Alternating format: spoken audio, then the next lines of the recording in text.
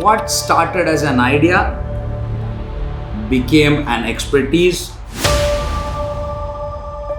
became innovation, and today we see it becoming reality.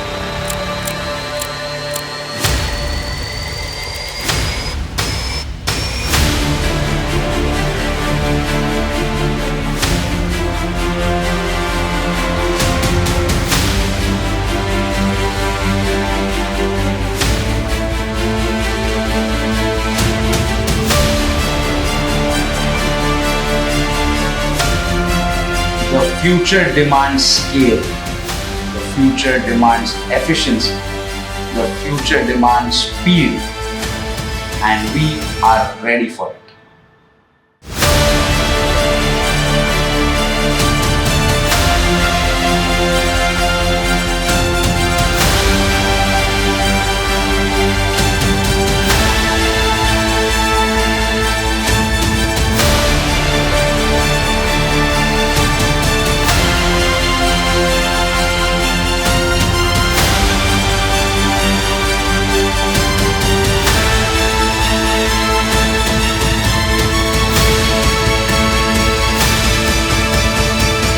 And the story continues.